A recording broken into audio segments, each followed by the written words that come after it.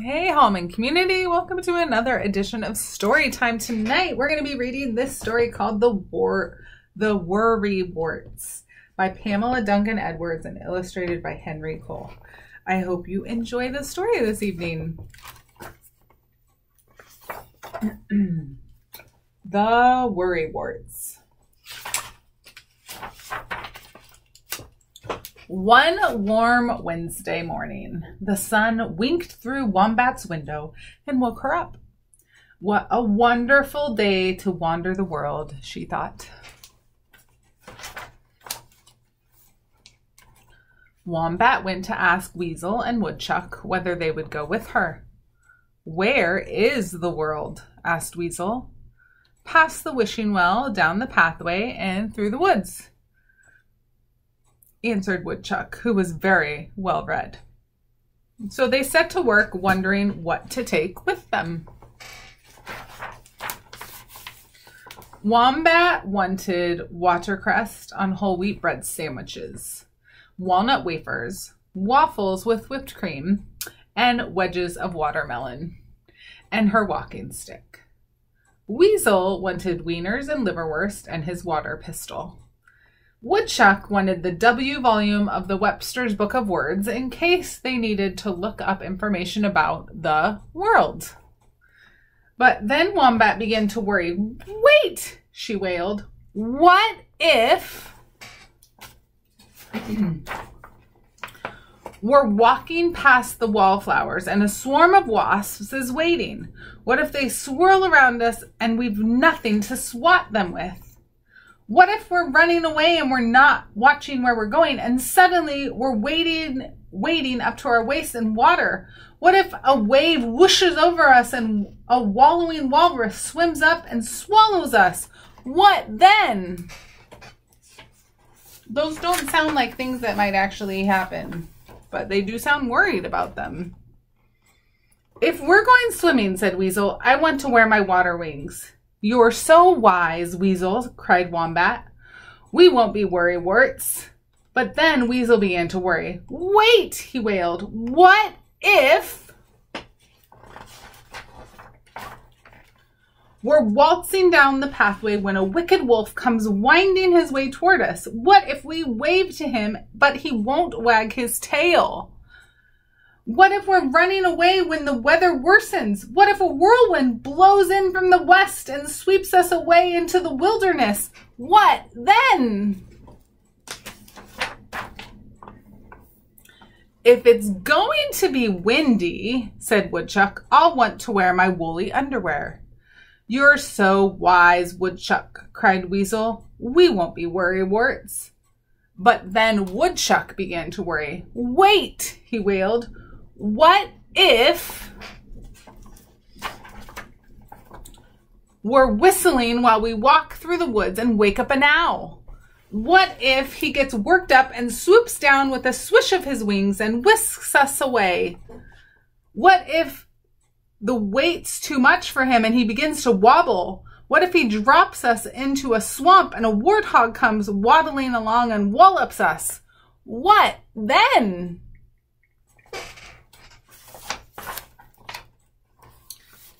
"If we're going flying," said Wombat, "I'll want to wear my wind helmet."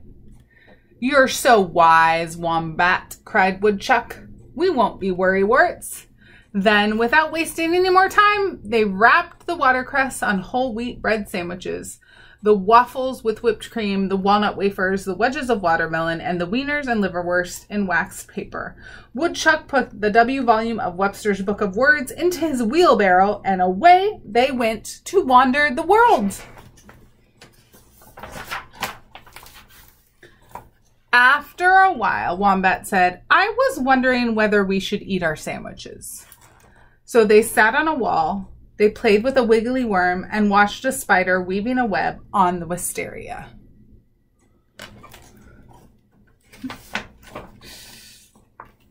But suddenly, "Watch out!" warned a woodpecker from a weeping willow tree.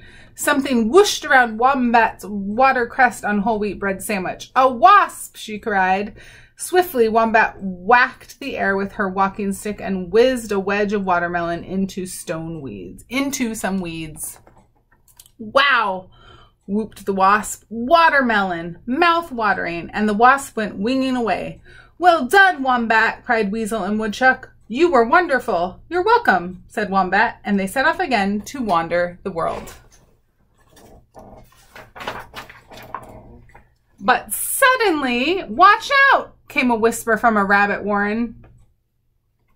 Someone came swaggering down the pathway toward them. Whoops, cried Weasel, a wicked wolf. Swiftly, Weasel twirled his wieners and liverwurst into some wildflowers and swooshed his water pistol at the wolf. Wieners and liverwurst, cried the wolf, wiping his wet whiskers. I'm wild about wieners and liverwurst. Away he went with his tail wagging. Way to go, cried Wombat and Woodchuck. You were very wily, Weasel. We weren't wimps, agreed Weasel, and they set off again to wander the world. Looks like they're very prepared. But suddenly, watch out, warbled a wagtail. Woodchuck saw an eye twinkling behind a twig. An owl, she cried. Swiftly, Woodchuck whirled his W volume of Wester's Book of Words at the owl. Whang! Whoopee! Cried the owl, just where I wanted to help me win my word game. You're so wise, Woodchuck, said Wombat and Weasel. We walked a long way, said Wombat. I'm weak and weary, said Weasel. I'm worn out, said Woodchuck. So they went back along the pathway. When will we wander the world again? Wondered Wombat. I wish we could go again next week, said Weasel. Why not? Said Woodchuck. But what if? They have lots of ideas about what if. But it did help them prepare, so they were able to help all the people they met along the way. All the things they did for them ended up being things that they really enjoyed, and they all felt safe. We don't need to worry about everything, though. But getting ourselves prepared and thinking ahead is always a good idea. I hope you all enjoyed this story. It was kind of silly and fun. Worrying can be a real thing. Sometimes we all have things that we worry about, and it's okay to feel worried. But we don't want the worry to take over and keep us from having our adventure, right? And they didn't let that happen. They planned, and then they still went out and wandered the world. Have a great week of learning, everybody, and we'll see you next week for Hallman Storytime. Bye!